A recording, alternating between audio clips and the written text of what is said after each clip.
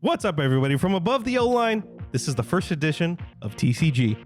My name is Rain, and today I'm joined by my Trammin co-host, and he's never played a TCG in his life, Kirk Bagdasarian. Hello there! Today's episode is all about Lorcana. And helping us out is Franz from Traverse Tavern.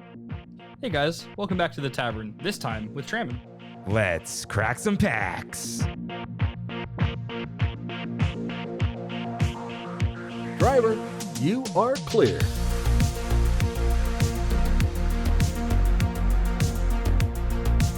Welcome back to Trammin Plus, everyone. We are your hosts, Rain and Kirk, and Franz. This is the most hosts ever.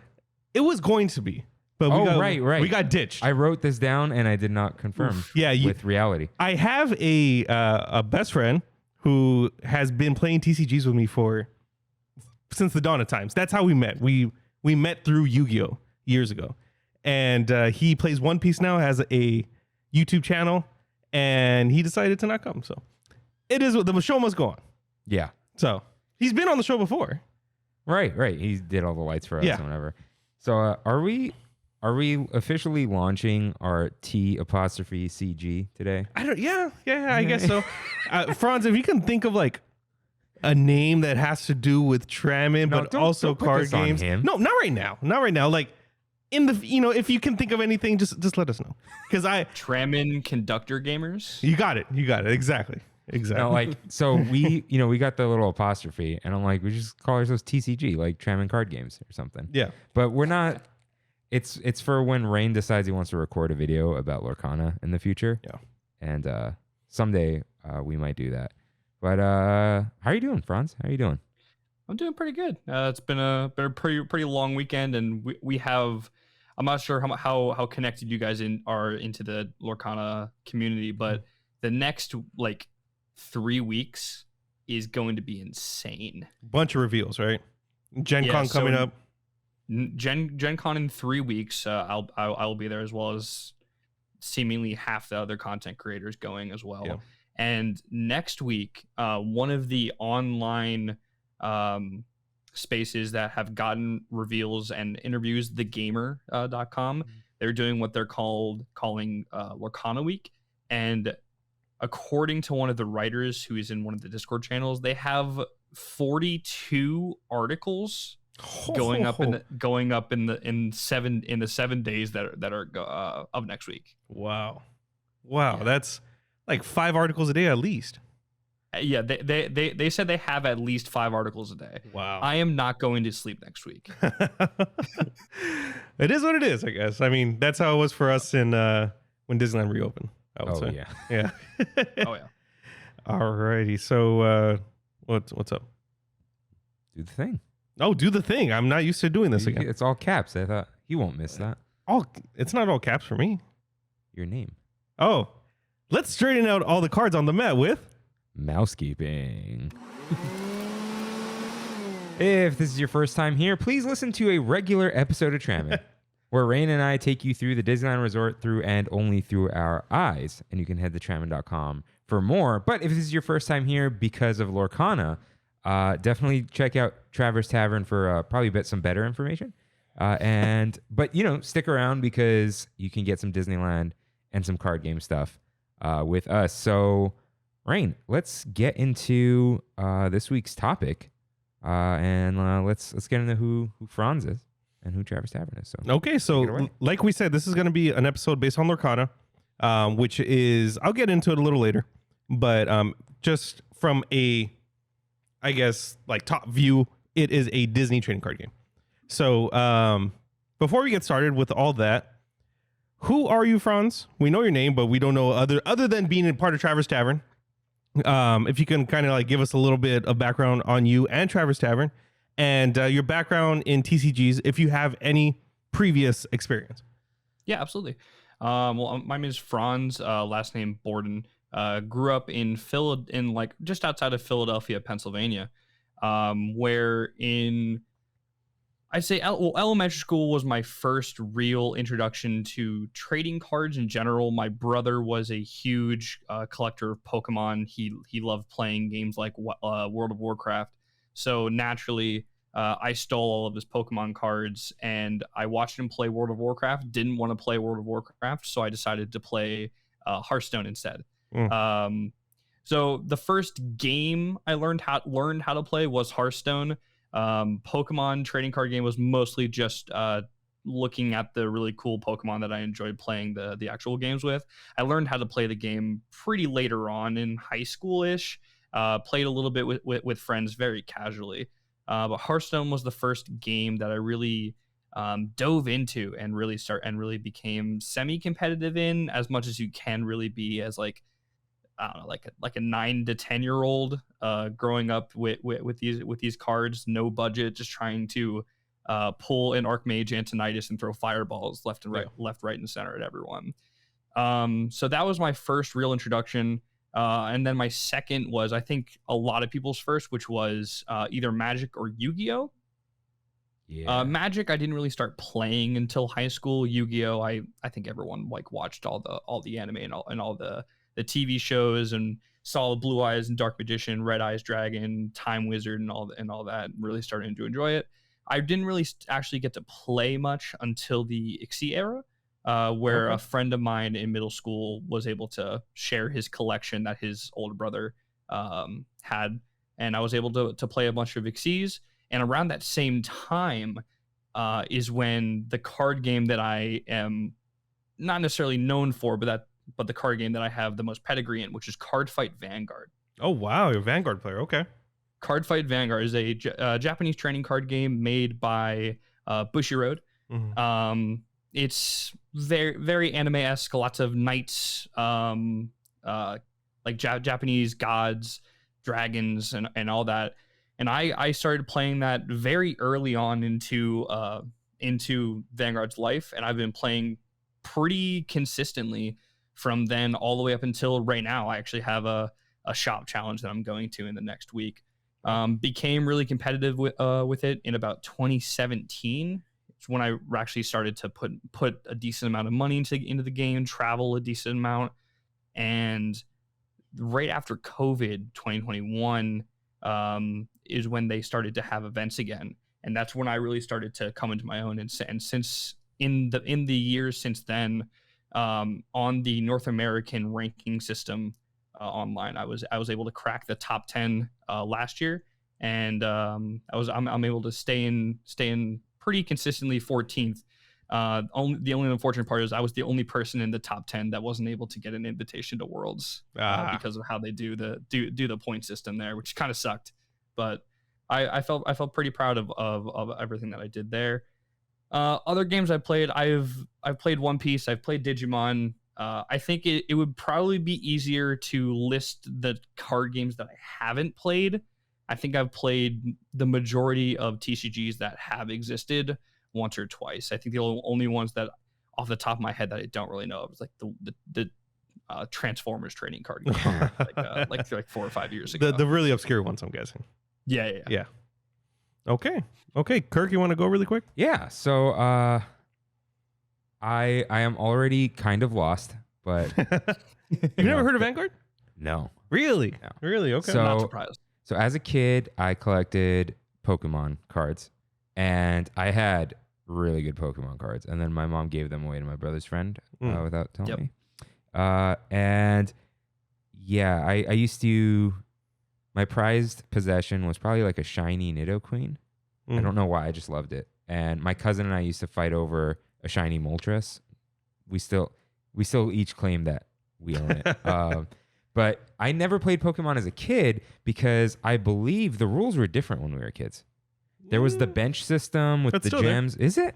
Because I played it There's- with RJ when we were like 21, which was 9 years ago. Still prize cards. It's pretty similar. But it changed. They usually add new mechanics, like most card games do. Oh, they do. Yeah, I don't know that. Yes. Yeah, which is kind of like he was saying with the XCs and Yu-Gi-Oh. It's like they started with like, I guess, fusions and then go to like synchros and then XC, and it's just like adding a layer to the game.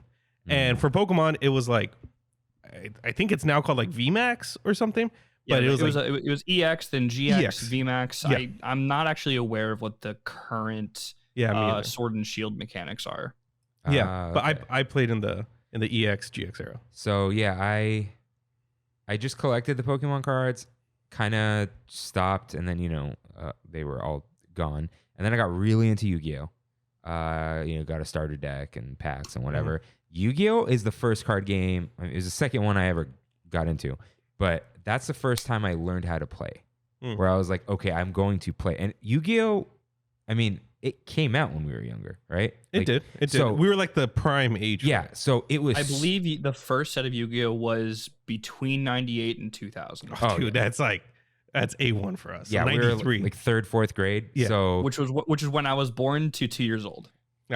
Okay. Yeah. So for us, it was super easy. Mm-hmm. There were no gems. There was no flipping coins. There was no. It was just that was it. It was the game. We also thought it was easy, but there was also like the rules were easy.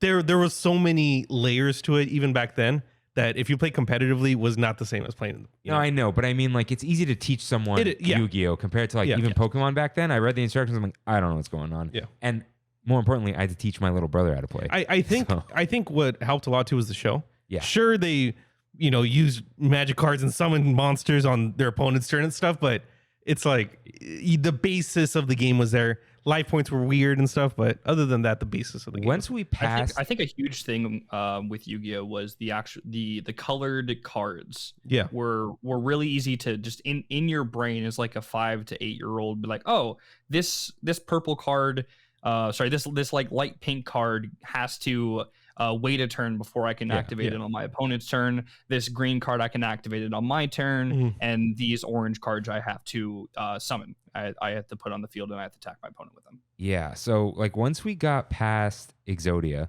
into the blue cards, where they were the rituals. Yeah. Mm-hmm. That's when I started getting like, ooh, this is getting like the sacrifice points or whatever they were so high, and I was like, I didn't know how to play the long game.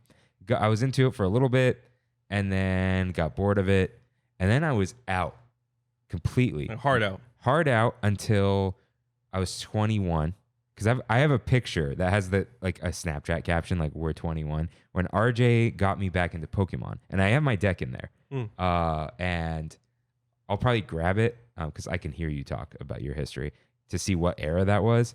But I got into Pokemon. We actually played by the rules. I learned how to play. And then I think I bought Yu-Gi-Oh cards, and then I did not use them. Got it. Like I don't know. I don't know what happened. That happens. Yeah, people will get out of Yu-Gi-Oh for 10 to 15 years. They'll get back into it. They'll buy a structure deck, and they'll be like, "All right, I'm gonna go play with some friends I haven't played with in a while, and they're gonna show me the new game, and I'm gonna get ready, and then they sit down in front of you, and you play 2 minutes, and you're like."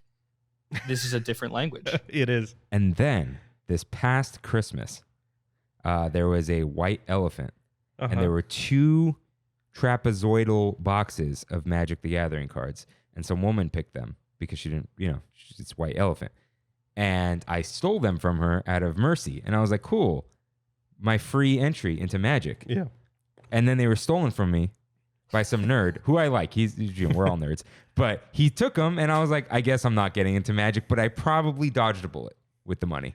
Magic's a man's game, as I like to say. It's the, what did we call it? Like that's sophisticated. Yeah, the sophisticated the OG. nerds, dude. Like, yeah, to be a Magic player is something else. But I had these friends, Shahan and Muhed. I'm Armenian, so the names. Shahan was into Magic, and he was the older brother. And we were like, whoa. Yeah, exactly. What's that? Exactly. Like, he played Civ and had Magic the Gathering cards. So that was like, oh, these are so cool. But as like an 8, 10 year, I was 10, let's say. I looked at them like, this looks grown up. Yeah. And it was. So yeah, that's kind of my history. I'll get into my interest in Lorcana when we get to that part. So as Rain goes, I'm going to go grab all my cards and see what they are. So my history is a little more, I don't even know how to say it, but I started collecting when I was 5, like most kids, had our binders going around the playground until I think like most of them got stolen from me, I guess as a kid. I don't even remember. As it always does. Yeah, exactly. The 8th graders took it from the kindergartner, But then once high school, well, I played Yu-Gi-Oh and Pokemon all throughout my elementary school, but I didn't really know what I was doing, We just played playground. It was always like the playground rules. Like, yeah, I say this card does this thing. It's like a really popular funny one that I like to say is like there's a trap card called Thunder of Ruler. Yeah, I know that card. And it says skip your opponent's standby phase, and a lot of times we would use it as like an Uno reverse card. We would play like, oh, your standby phase is skipped, therefore you can't do anything because we didn't know there was a main phase too. So like, okay, your turn. Now you have to enter battle phase, but you don't have anything, so your turn is over. My turn now. Yeah, I remember having somebody having like a Dark Exodia, and him being like, "Hey, it's Exodia. I win. I draw the card and I win." And I'm like, you're kind of right, but you're not. But anyways, he makes a fair point. Yeah. It's Exodia. He should be winning, but whatever. When high school came around, I had a couple friends that played Yu-Gi-Oh, and it kind of like piqued my interest. To the point where they were like, hey, you should get into this with us, blah, blah, blah. And I started picking it up competitively, maybe my like sophomore, junior year. And it kind of became like a real addiction for me. Like I was going to tournaments like 2-3 times a week. I started a card club at school. That's all we did during lunch and recess and stuff.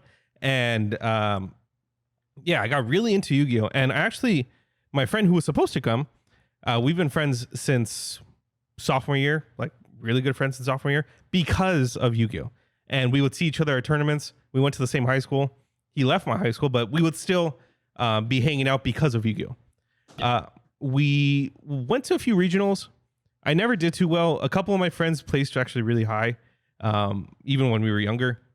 But then at one point, I just kind of dropped it. I remember it was like when Black Wings kind of came out. I dropped it then, picked it back up a few years later when I was maybe like 2021, and I got really into it again. Played it during work this time, like in the middle of work. I had a few friends that played with me there, and went to regionals. I was actually doing pretty well. I think I was in top 64 when Light Sworns were meta, and I literally, as I beat this one guy, his friend came over and was like, "Hey, you guys are done, blah blah blah." And I was talking to him a little bit. As I was talking to him, I didn't realize he stole my deck. So back then, Light Sworns were like the Yu-Gi-Oh curse. Yeah, the Yu-Gi-Oh yeah, curse. for sure. It's like when the Judgment Dragons were like $100 each, and I was like, you know what, I'm done. After that, I quit. Few years later, got into Pokemon because it was so cheap. Yep. I was like, this is cool. Cons, man. Yeah, I love Pokemon. Never played the game. Learned how to play it. Played competitively for a while. Did okay. Went to 2 regionals. My friend got the invite to Worlds.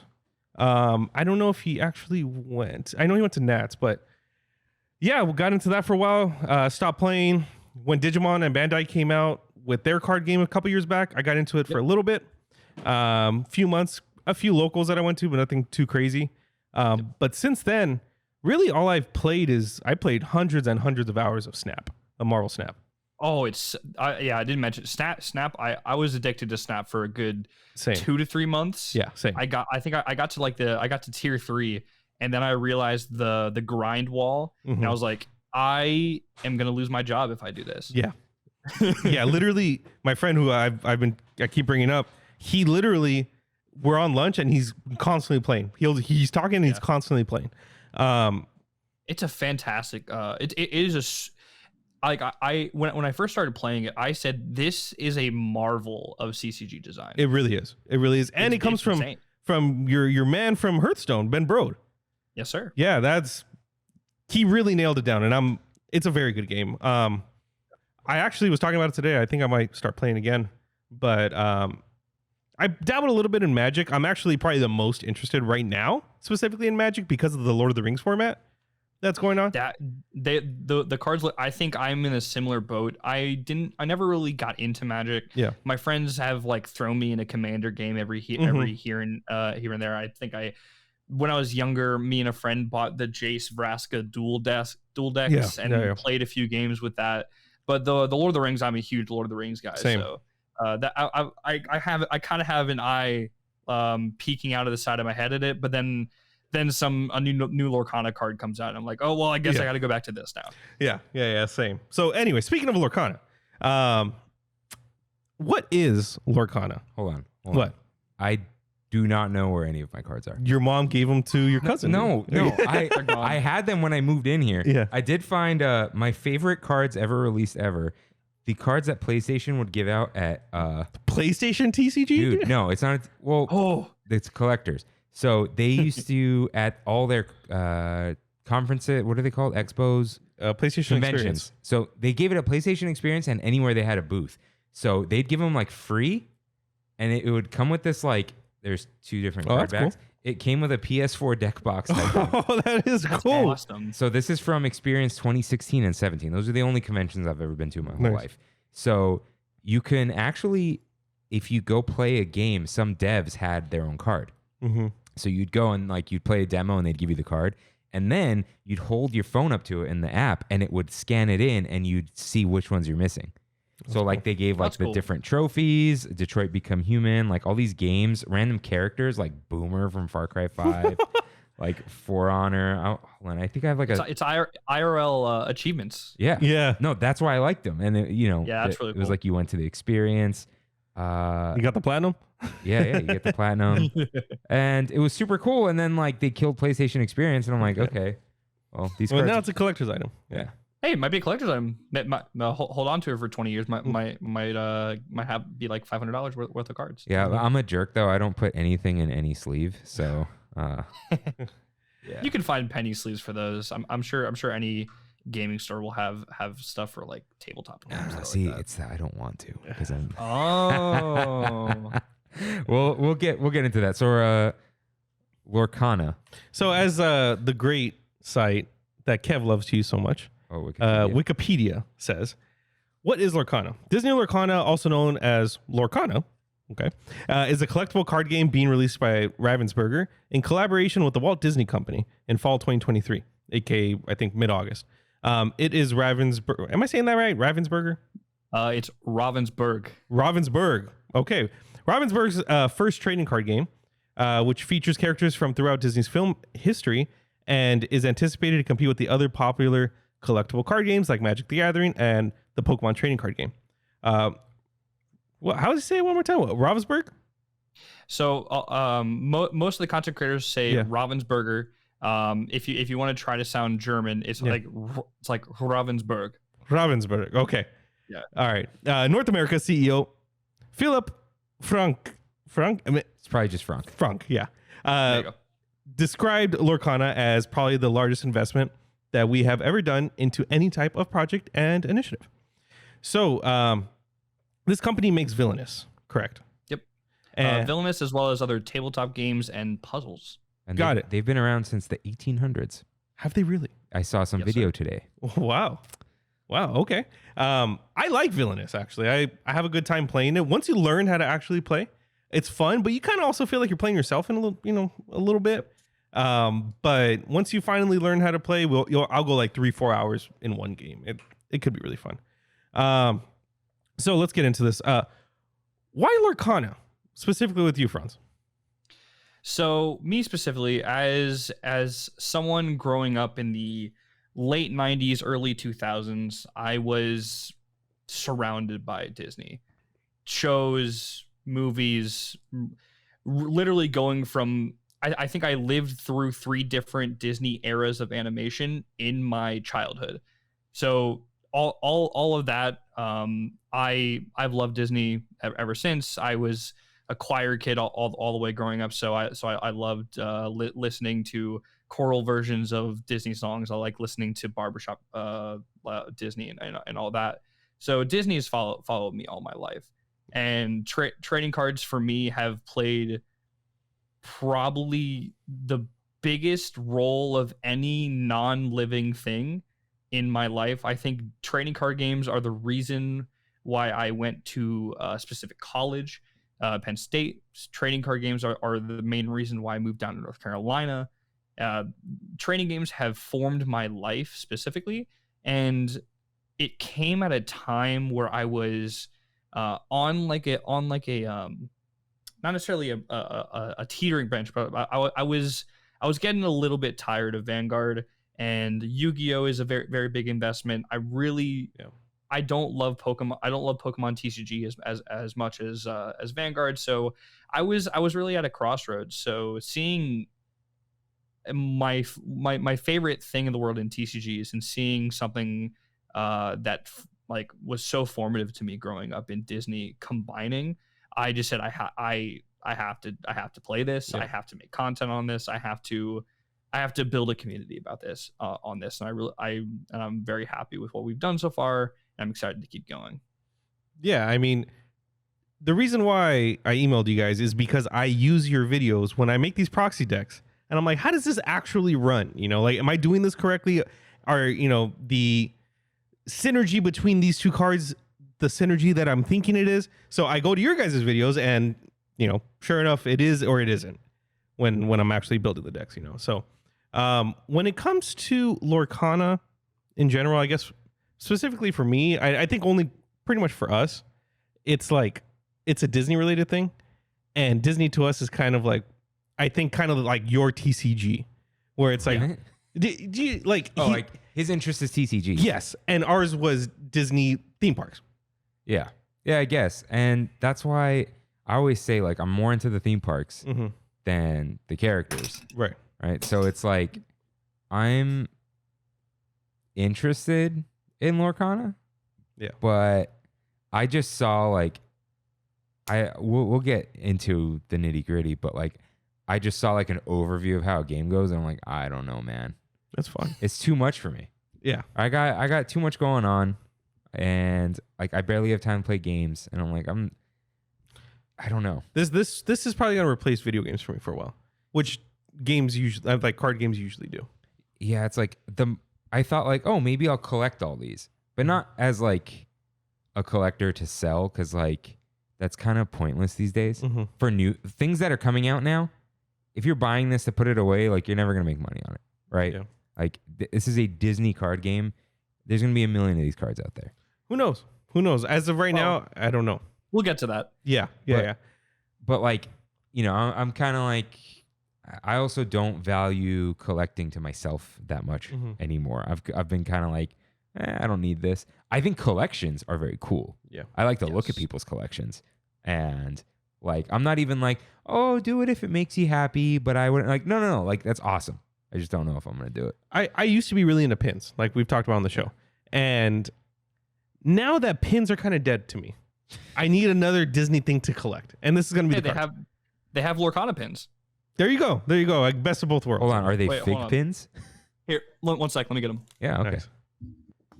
But yeah, like just the fact that it's both Disney and a trading card game for me, it's like you can't get better than that in my eyes.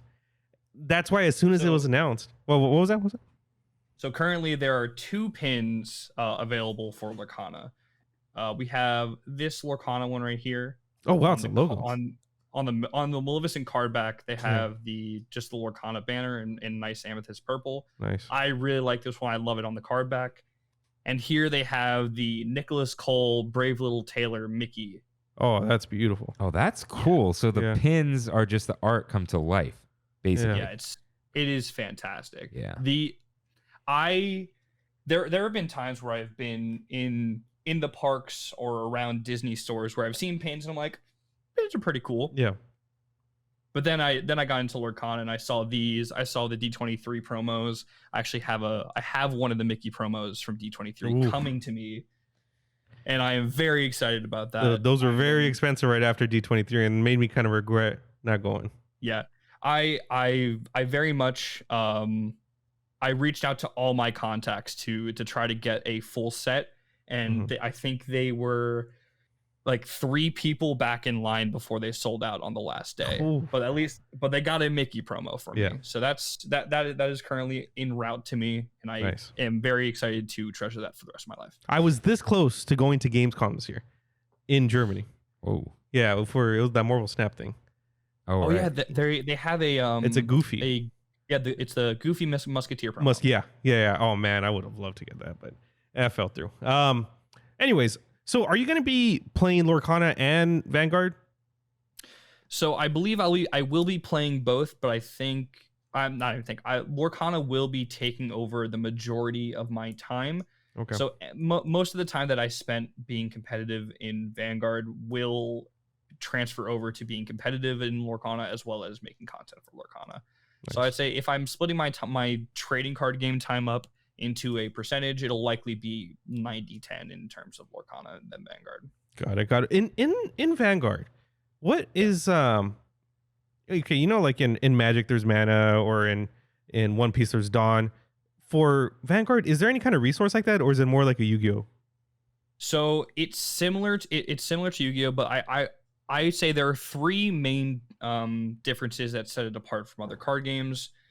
Two of them are resources. One is the speed at which the game goes. Okay. So every turn, similar to how Dawn or mana in Hearthstone work, you can use cards to go step up a grade of card from grade 0 to grade 1 to 2 to 3. And that allows you more, that gives you more effects. So if you want to think of it like the max mana is 3, you go from 0 to 1 to 2 to 3, then you can do everything. And then there are two different other types of resources. One is the damage that you take, you use as your resource to pay for costs. Interesting. And okay. then the cards that you used to go up in grade. So if you go to a grade 2, the grade 0, the grade 1 that you have underneath that grade 2 can also be used as cost. In comparison, what do you think about Ink? So Ink, very similar to lands, but more similar to the resource system in Duel Masters / Dragon Ball Super. Really? I did not know that. I know both of the games, but I didn't know that's how their resource system so Dragon Ball Super and Duel Masters both allowed you to play cards from your hand as a resource. However, they didn't have the non-inkable cards that Lorcana does. As far as I'm aware, I can't find reference of any other trading card game doing a fusion of lands / mana or this mechanic, the hand mana, where most of the cards in your hand are used as ink, while some of them are not. And I found it really cool. This really resonated with me when I was listening to an interview with Ryan Miller, one of the leads of design. He said that like the first thing they did was every card was inkable. And then one of the first things they did to balance cards, rather than change abilities, change costs, change attack, defense, lore values, was make them uninkable. Yeah. And really cool. I think that is genius. It is. I think it takes the complexity of magic design, and it brings it into the skill level of choosing what card is worst in your hand and using it as ink. I am in love with the ink mana system currently, probably because I'm biased, but also because I truly think it is a marvel of design. I think this is my favorite mana system, maybe besides Gauge in Digimon. Nice. What about lore? What's your opinion on lore? Which is the way that you win the game, right? Yeah, so I think lore is very interesting. I think it allows for a lot of cards to be designed in ways that in other card games would make them fairly either overpowered or underpowered with the attack and defense. But because the attack and defense don't actually mean anything towards the lore, the actual lore values, you can make different combinations. So I think the design is much more open on the attack and defense and cost of a card because they have that third value of lore. I think it's really interesting. I really like it, and I think from what we've seen before, I think it does lead itself towards a slower paced game, which can get some people a little bit bored trying to learn it. But I think it's probably just because we haven't seen all of the set, and going forward, I think there will be more ways to generate lore. So I think games will be faster than they are now. So I think it's a fantastic system. Overall, I think Lorcana in a whole the design of this game so far is incredible. I 100% agree. Just so people who are listening, like our listeners, who don't know what the lore is, in order for you to win Lorcana, you have attack and defense, like Franz is saying, like in most trading card games, that's how you attack cards, blah, blah, blah. In Lorcana, there are these two little diamonds on the side, or, multiple diamonds depending on what it is. And when you choose to not attack, you can do something called lore, and that increases your value. Well, the first person to 20 wins. If that makes sense. In a normal game like Magic or Hearthstone, you're attacking your opponent and bringing them down from either 20 or 30 to 0. Questing is essentially the attacking your opponent, but instead of attacking your opponent, you're sending your character going on a quest rather than attacking your opponent or one of their cards, and you gain the amount of lore listed on the card based off the amount of stars. This mechanic comes from, I believe it was Chrono Clash. Way back in the day. It's not the exact same, and they didn't have like a third value, but sending cards on quests for WinCon is very much Chrono Clash, very much there was a recent one, Keyforge also. Got it. Yeah, other card games. Hold on. What? So when I saw this system, I was like, this is because Disney doesn't want characters attacking characters.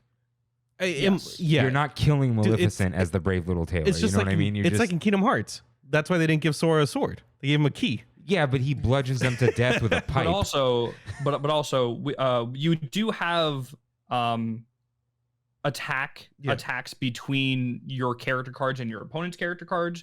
You as the Ink Master are not attacking your opponent as another Ink Master. Yeah. Your characters, which are made of ink, they very much make sure that is front and center.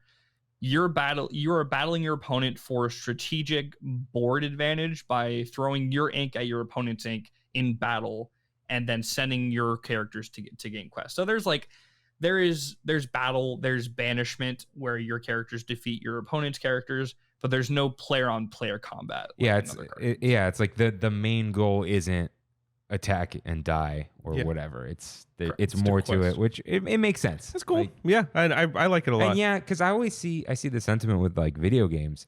It's like every game, 90-something% of games, let's say, you have to defeat opponents by making them no longer exist in one way or the other. Yeah. And it's like, well, how can we make a game more interesting? And a lot of times you get walking simulators, or you get puzzle games or whatever, but everything is combat. And while I know there is a little bit of it here, it's like, hey, it doesn't have to just be attack points versus defense points, and then that's it. Like I know there are other card games that are like this, I'm sure. It's very much a we don't want to say this, we don't want to show this and implicate some sort of violence between people. So we're going to go around that in a roundabout way to say that you are questing, you're essentially racing your opponent. Yeah. However, I think it's totally fine. There are some people that'll say that that's very cheap, or that's lazy design, and I don't necessarily disagree with them that saying that's not great, because it is a very roundabout way of still beating your opponent. However, Lorcana has done it in a way, and Ryan Miller and Steve Warner have done it in a way that have made it a very interesting design, specifically for me as someone who's played trading card games all my life. And I think that's always the most important thing. That outweighs anything else to me. Yeah. I know we've been referencing a lot of other card games. So because of that, what do you think about this lawsuit going on with Top Deck? So, was it Top Deck or Upper Deck? Or Upper Deck. Upper Deck Entertainment. Upper Deck Entertainment is, I hesitate to say, a laughingstock in the trading card game community. Yeah. They do what, baseball cards? They usually do sports cards. Yeah. However, the big thing with them was originally, way back in the day, they were distribution for Yu-Gi-Oh. That's right. But they lost that contract with Konami, but they still distributed Yu-Gi-Oh cards illegally. And then they sued Konami because they were selling Yu-Gi-Oh cards illegally. And obviously they lost that lawsuit, and they were laughed out of the Yu-Gi-Oh community, and they essentially went into a hole for a long time. Right. I think they've had a few card games here or there, but most people just decided to cut ties with them in general. Yeah. Now, the lawsuit is interesting because it's almost impossible to know all the facts and what went down.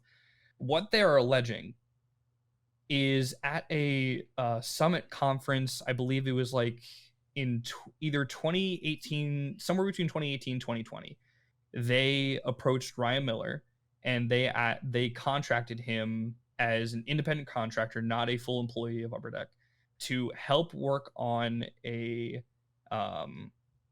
project that at the time Miller said was called Shell Beach. And as we now know, that project either changed names to because Miller left, or became Rush of Icor, a game that they are planning to release within the next year. And I believe Ryan Miller completed a percentage of the work that he was contracted to do, but the contract was split legally as far as we know. Got it. There isn't anything at least shown right now that shows that Miller breached contract. However, part of the lawsuit is that Miller potentially breached contract. And he is one of the people who originally designed Magic, right? Yes. Got it. Yeah. So he worked on multiple Magic sets. The ones off the top of my head, I'm not sure. On Traverse Tavern, I think we have 3 whole videos on Miller and Warner's backgrounds. Got it. It goes through almost everything they've ever worked on. It's a great listen for a good, I think, hour and a half of content. Doing that right after this. Wait, what's But Huh? Sorry, never mind. Go ahead. But what is being alleged is that Miller left Upper Deck with the intention to go to Ravensburger and take proprietary information from Rush of Icor or Shell Beach and use it on Lorcana. Got it. So that is their whole idea. And recently, Ravensburger and Miller came out with their statement. Ravensburger is essentially saying that Lorcana was being developed before Miller even got there. So that is reading between the lines. They're essentially saying that the base mechanics of Lorcana were made before Ryan Miller was even starting to be involved, and all that. There's tons more, and obviously I'm not someone who is versed well in law. I recommend anyone listening to this to go on Twitter and look up Paul Lesko on Twitter. He has multiple threads going over all the information that we currently have in a lot more depth than I can even begin to get into. It's actually really cool if you've ever been interested in this kind of law. My specific thoughts, I think the lawsuit alleges that they learned about the Disney Lorcana mechanics at the same time as the rest of the public, which I believe was in April or something. It was like it was pretty early in the year. And then 2 months later is when they publicly, I must say, like on Twitter, they announced that they were suing Miller and Ravensburger. And they said that before any of the case numbers were even able to be seen on the California law site where they were alleging that they were suing them in. It felt to me very performative. It felt to me very attention grabby. Yeah. And to me personally, and again, this is just my opinion, I would never accuse anyone of this. This is my feelings. I feel that this was done to raise publicity for Rush of Icor and to potentially get a small cash settlement out of Ravensburger before Lorcana came out. and trying to have like a little threat of like, oh, we're going to shut down Disney Lorcana. So I think it was an attempt to advertise their game as well as an attempt to gain some cash revenue from them just off of a quick settlement. Yeah, I agree. I 100% agree with everything you just said. What were you going to say? So I brought this up with RJ, our friend who is into card games. I don't know what he plays right now. He was playing Digimon. He plays One Piece right now. Right. Yeah. He plays with So sometimes. Yeah. I think it's been a little while, but I asked him about the lawsuit. I think I said, hey, we're going to do a collab. So like, give me some info. And he said, now he said this, I did not verify, but he said Upper Deck kind of does this kind of thing a lot. Like they just like suing. They do. So that's one thing. Two, like you said, it's easy. Most lawsuits where you just sue someone just end in a settlement because nobody wants to go to court ever. Lawyers are expensive. Lawyers don't want to go to court because they know, like, okay, let's say Disney's lawyers, like, we're getting paid anyway. We don't want to go to court because court sucks and it's a bunch of work. Yeah. So Disney's going to pay us no matter what. And if we have to settle, they go, oh, hey, thanks for only costing us 10 million instead of 100 million or whatever. And then Upper Deck just gets their money. But then third is, I'm sure this is on that Twitter thread. There was something I asked RJ about with, so usually, especially in the US, if you work for someone, if you are their employee, things you create while you are there, especially if you would not have been able to create without them. So like creating a card game while you work at a card game company, that company will own the IP. Right. Yes. However, that's not automatic and it does not apply to contractors. And Correct. If, what was his name? Miller? Ryan Miller, yes. Yeah. You said he was a contractor.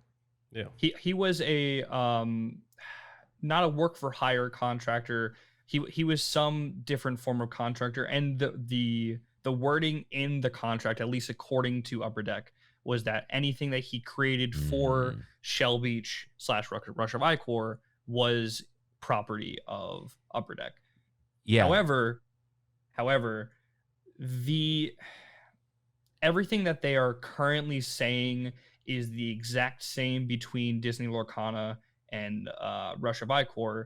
If you take out those names and you show those mechanics to anyone who has ever played a TCG for more than 5 to 10 years, they'll be like, yeah, that's 15 other games. Yeah. Yeah. That's what I was thinking too. I'm like, I don't know much, but like there's only so many ways you can put cards on a mat And have them play it. attack each other. And Yeah. it's like, at this point, it's like Taco Bell, which I just ate. That's why it's on my mind. But it's like there are so many ingredients, and not everything has the same ingredients as the other thing. But you kind of just start pulling them, and you make a new item out of it. So it's like you could probably sit here and give another name for each one of the mechanics here. Yeah. And And then I'll they put them urge together. everyone listening, check out Paul Lesko on Twitter.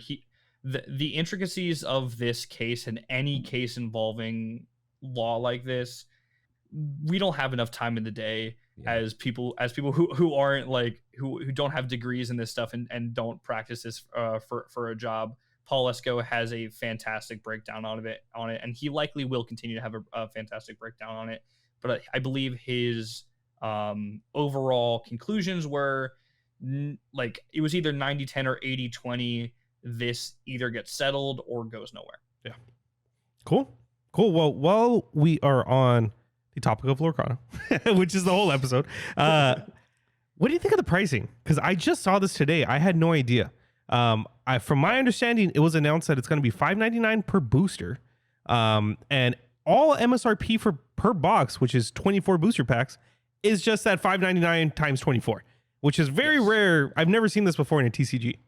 So very, very often the MSRP of a product will likely be that the amount of the MSRP of a pack multiplied by the amount of packs in a box.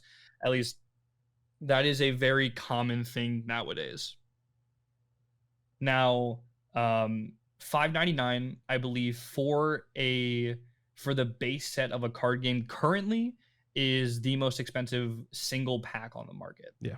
I believe Pokemon, when they went to Scarlet Violet, just moved it to $5, and I believe that Magic sometimes ranges between the 5, 7, 8, but their main set booster packs, I believe, are between $3 and $5. How many cards are in a booster pack? For Lorcana, I believe it's 8, right?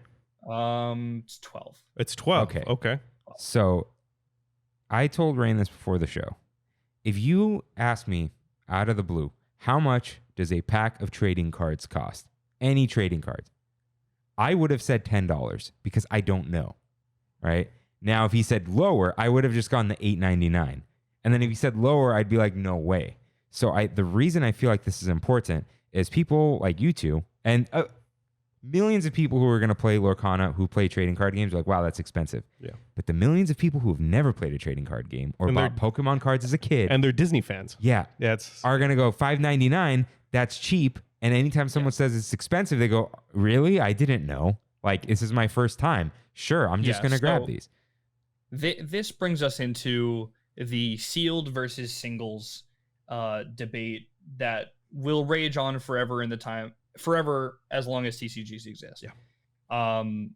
Us as card gamers, we see a $6 trading pack, and we're like, that's expensive, and it is. It is expensive for a trading card pack.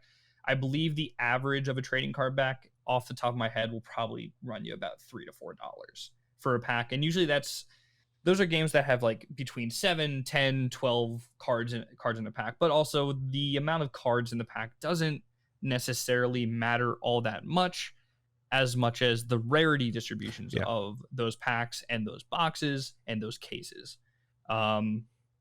Specifically for sealed versus singles. If a TCG player like me wants to get into a new game and I see that a pack is $6, I'm never going to go to a TCG store, an LGS, and say I am going to this store to buy 3 packs, 4 packs. Yeah, you don't do that. If I ever buy packs in a card store, it's because I'm buying a drink and I want to round it to like $5. For me, buying product, I'm either going to buy sealed product by the box or by the case, or I'm going to go on to tcgplayer.com and I'm going to buy what I need in singles form. 100%. It'll almost always be the cheapest option, and if you are doing otherwise, reevaluate. And I don't know if you know this. okay, Oh. I want to ask. Okay. Sure. Is it because boxes have a guaranteed number of blank, blank, blank, and blank? Usually, yes. Usually Sometimes it's based. yes, sometimes no. Yeah. And sometimes it's on the case too. Sometimes. Yeah. Yeah. And I'm going to use Yu-Gi-Oh as an example because Yu-Gi-Oh is a fantastic example of this. A lot of games don't guarantee ratios. Mm-hmm. And they use that to make sure that the higher rarity cards you pull much less of, and they say, well, it wasn't guaranteed, sucks for you. In Vanguard specifically, Vanguard has always had guaranteed ratios of cards. So I can look at a case, I can look at a price of a case, and I will know exactly how many cards plus or minus 1, right? I will know exactly how many of each card I will pull, so I can find out a decent base price of those cards if I take a spreadsheet and I spreadsheet it out for like an hour and a half. Now with Lorcana, we don't necessarily know that, and with Yu-Gi-Oh, we can know what cards are in a box, what cards are in a set, and we just don't know how many cards. So say a Yu-Gi-Oh case is 2 boxes. This is just for example. Yu-Gi-Oh case is 2 boxes. You can buy those 2 boxes for a rounded price together. And there's a card that is meta defining. Everyone needs 3 of. Every deck plays it either in their main deck or their side deck. Everyone wants 3 copies of this. And say a case runs you $700. Again, just an example. And that the ratio of that card isn't guaranteed. You might pull 3.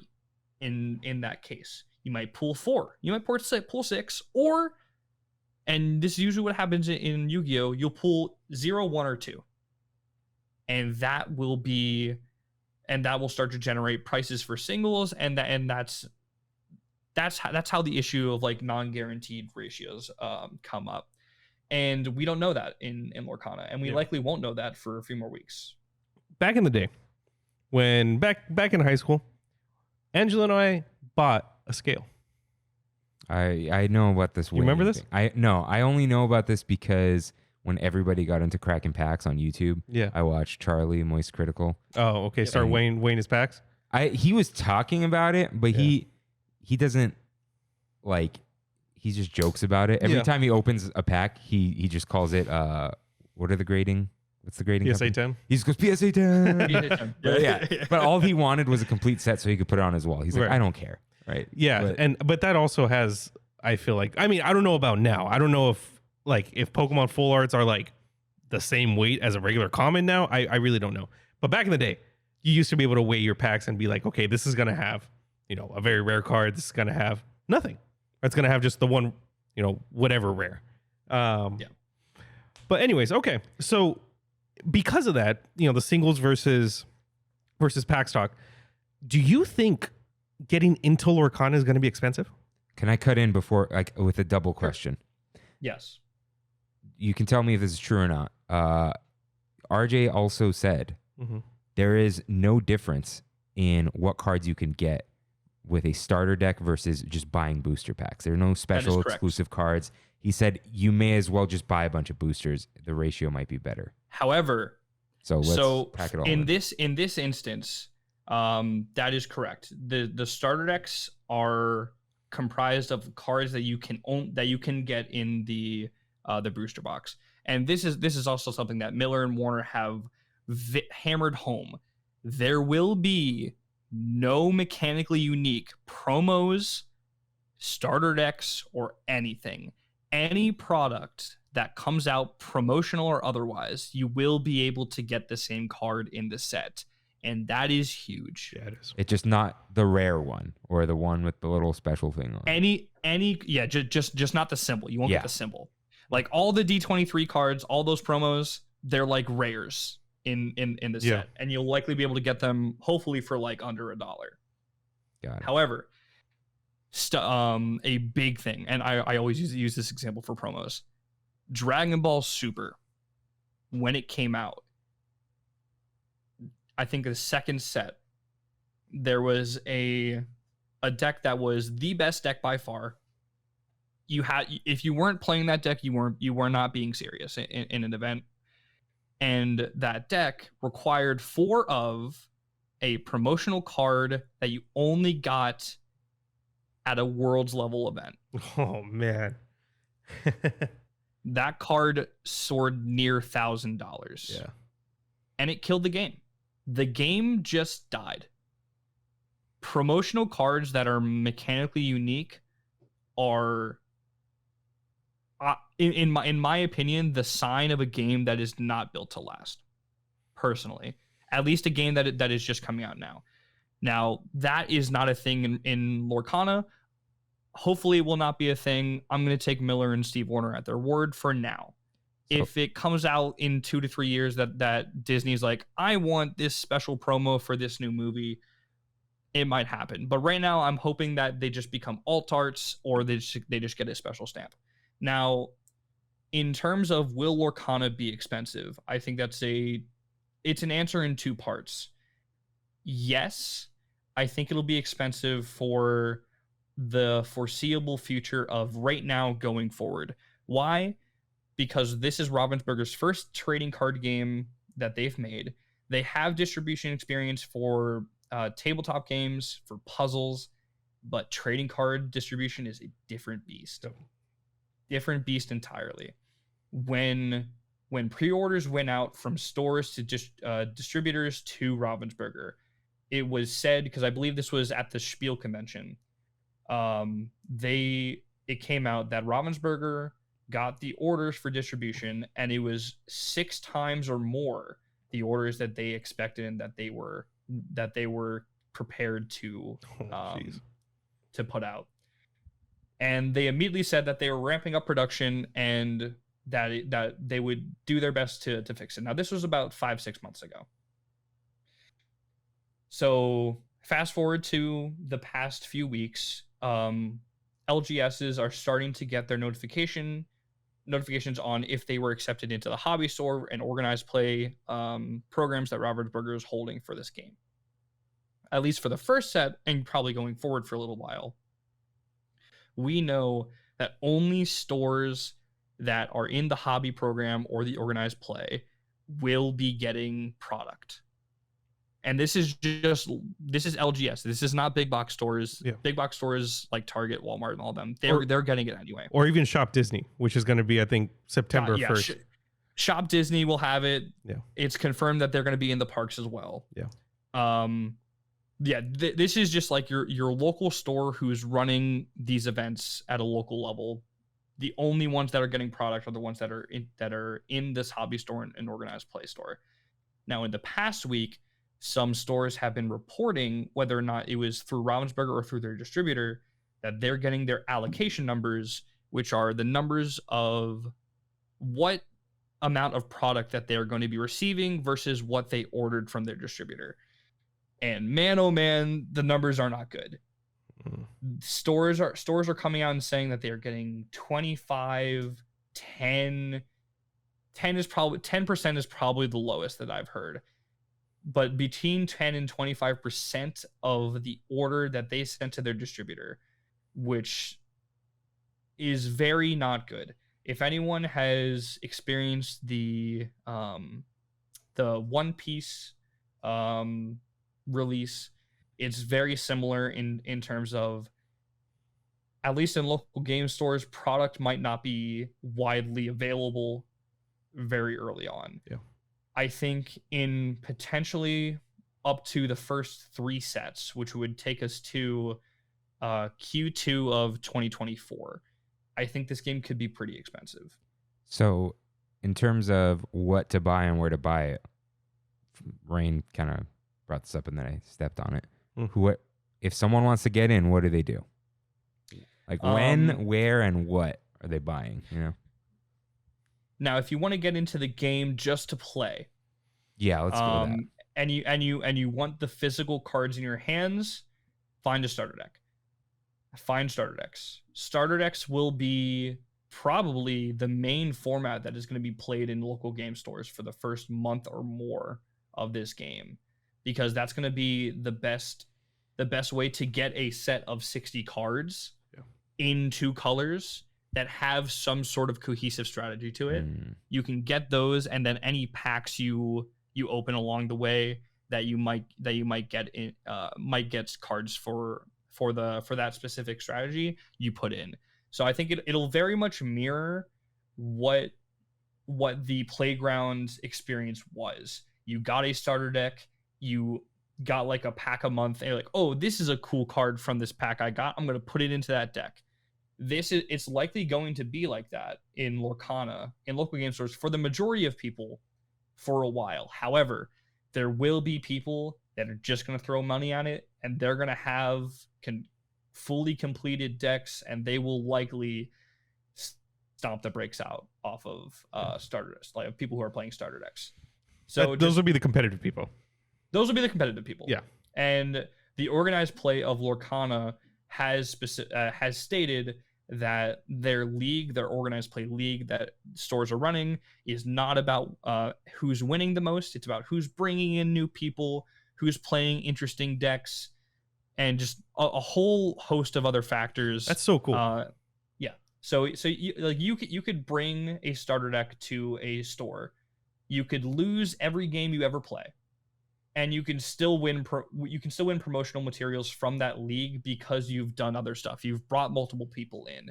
You've been a really good member of the community. You've cleaned up after yourself, and you've cleaned up after other people who are playing Lorcana that may have left a soda bottle on the table. Because going to local game stores and going into these competitive scenes can be pretty intimidating. Very much. Yeah, if you don't know what you're doing, like especially in games like Yu-Gi-Oh, like people essentially can play their whole game within like 20 minutes and you not go at this point. So I'm glad to see that they're kind of, going a different route with the whole competitive scene and the whole, shop experience, which I hope never dies. And it sounds like some of these are incentives to not be toxic. Exactly. Yes, I'm glad. 100%. So just with what to buy, I fully recommend buying starter decks.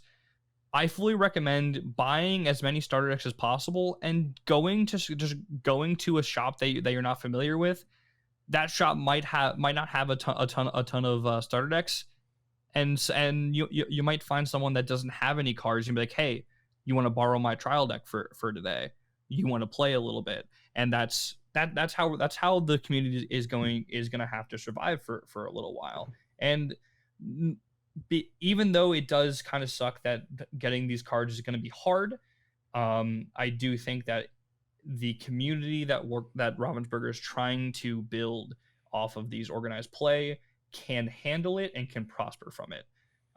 Now, with getting a constructed level deck, I recommend you're either going to be spending a ton of money to get sealed product from stores directly, and that will be getting as many boxes as possible so you can open as many packs as possible, or you're going to be spending a decent amount on early release scalper prices on TCG Player, eBay, stuff like that. Yeah. And there will be scalper prices. There will be people selling legendary cards for probably $30 to $40 immediately. If you're willing to spend that much money, more power to you. Hopefully it doesn't stay $30, $40 for that long. I think that's a little bit too much for an introductory set to be. But eventually, once the printing becomes more accessible and stores are getting 3, 4, 5 cases of product, going to tcgplayer.com and getting singles will likely be your best bang for buck to build a full deck. So in terms of the deck, I very quickly just saw a couple things. Is it true, or did I misunderstand? There's no maximum number of cards in a deck? Only maximum number per card, like 4 of a card? Yeah. Currently, there is no maximum number of deck. I'm assuming as soon as comprehensive rulings come out and they start to say, hey, we're going to have some tournaments, I'm assuming they're going to put a cap on cards. I think it'll probably be between 80 and 100 as the cap. So it'll be between 60 and probably 80 to 100.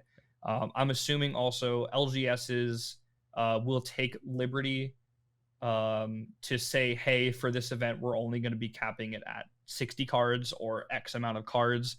And I think that'll likely be how it goes. Because this poor first timer has a starter deck, and then this dude has 200 cards with him, and it's not fair. Yeah. Right. Well, I mean, usually you don't want to go past. I know. Yeah. Because you're never going to get the cards you need. Right. Whatever. Yeah. Yeah.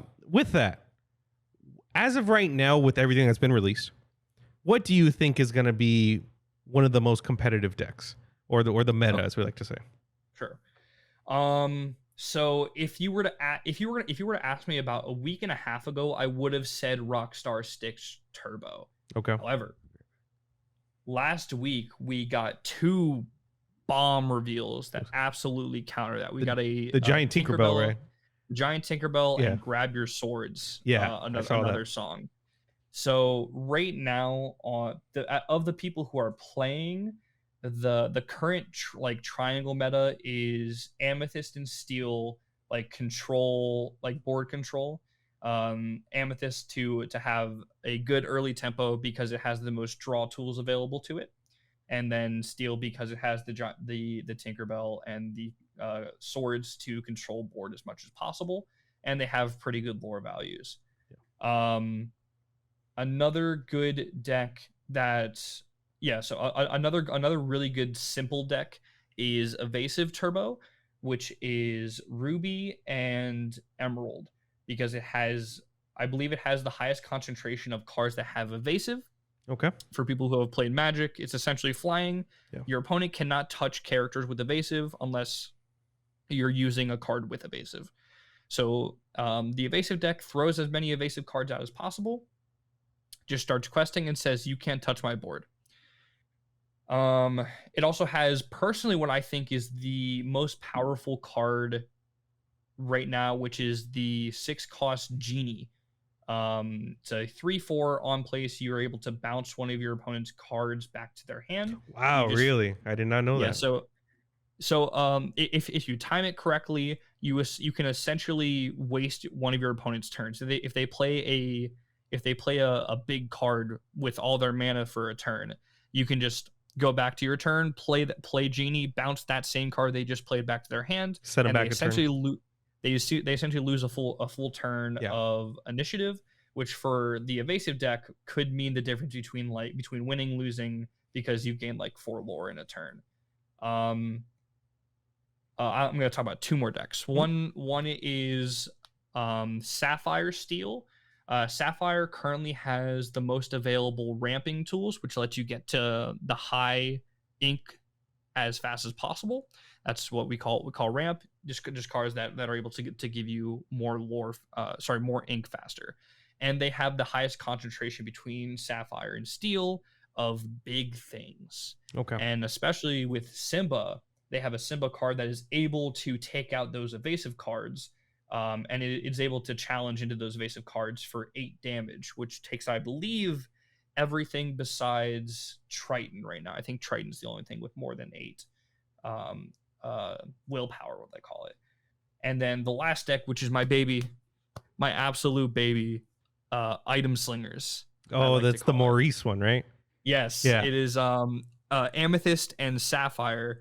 It centers around Maurice and Belle, which are cards that reduce the costs of items, which is a type of card in the game, in your hand, which lets you play them usually for free then. And Maurice gains extra benefits when you play items. You get to draw a card whenever you play an item.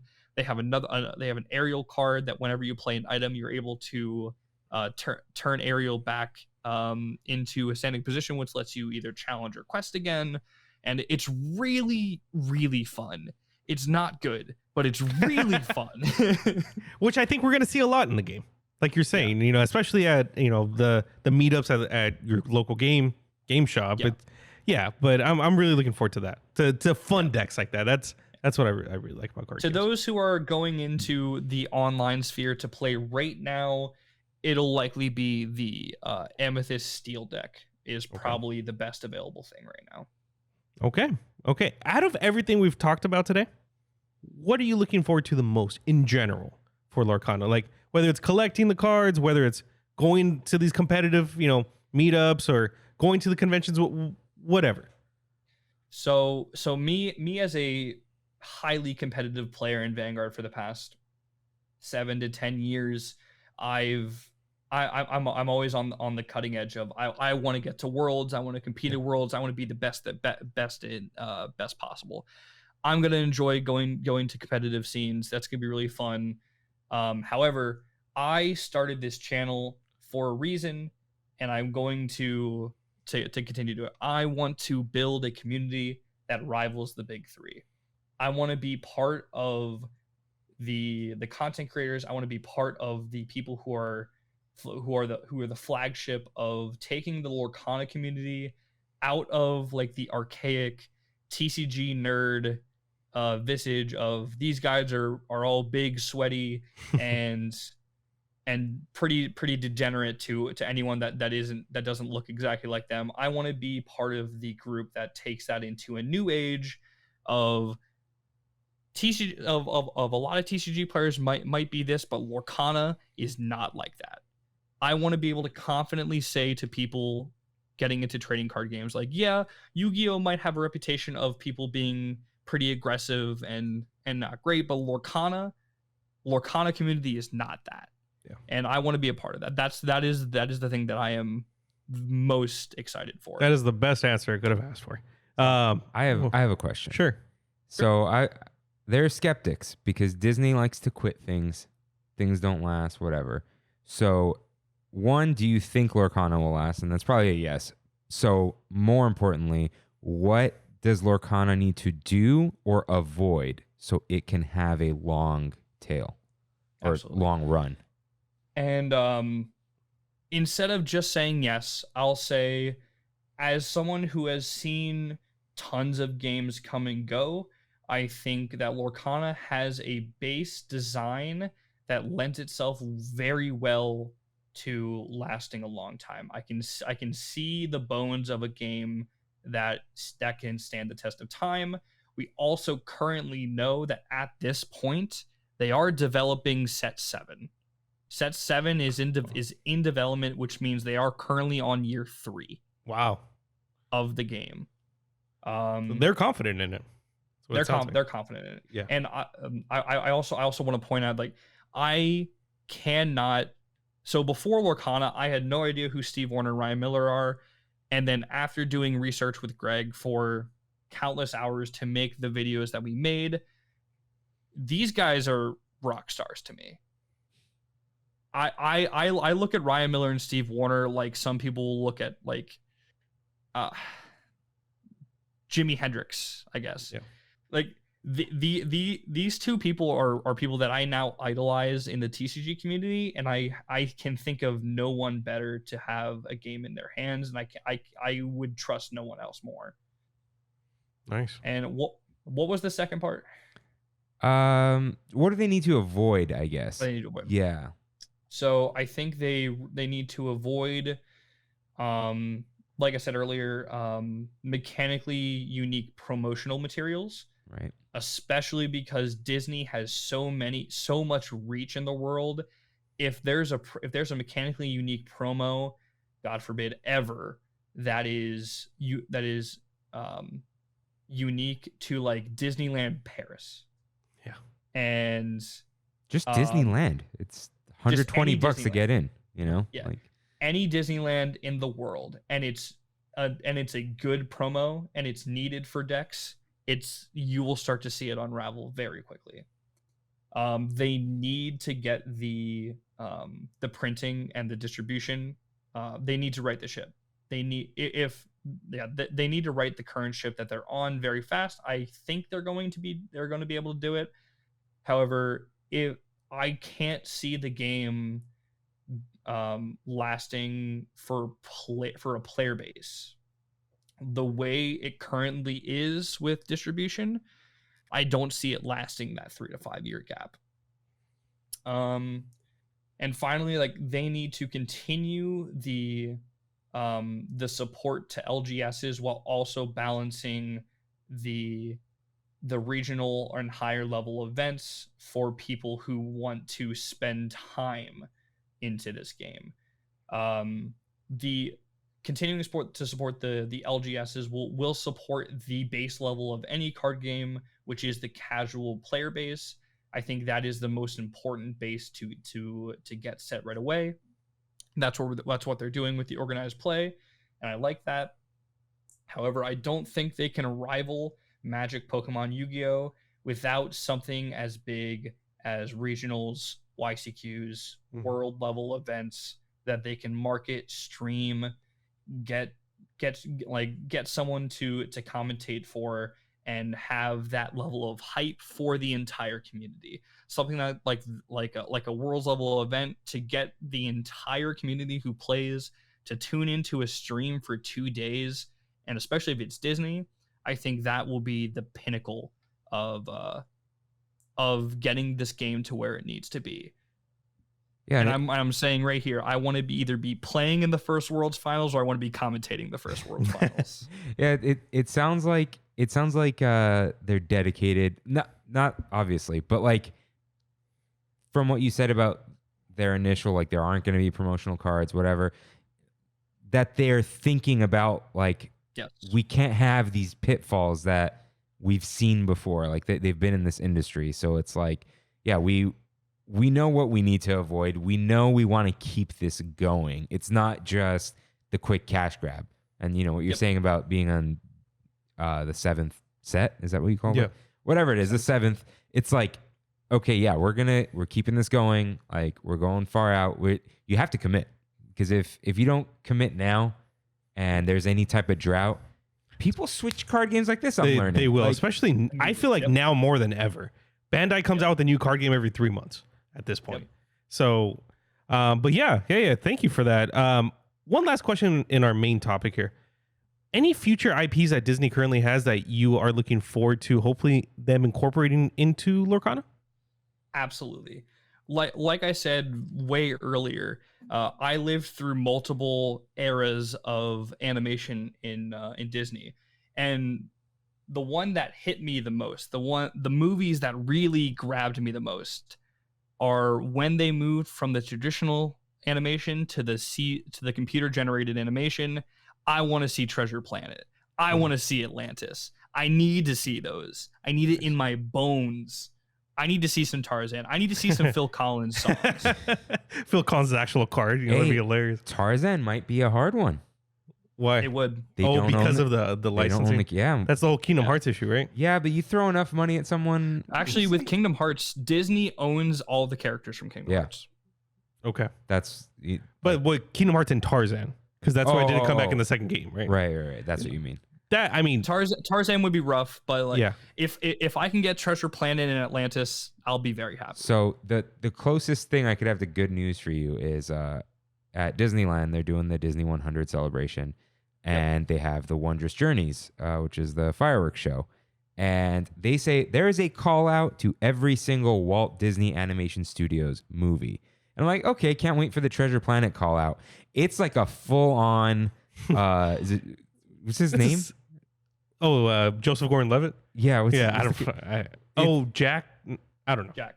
Yeah. So it's like Jack riding the sail for like a good 10 seconds of just Treasure Planet on the castle. I'm like, so they know.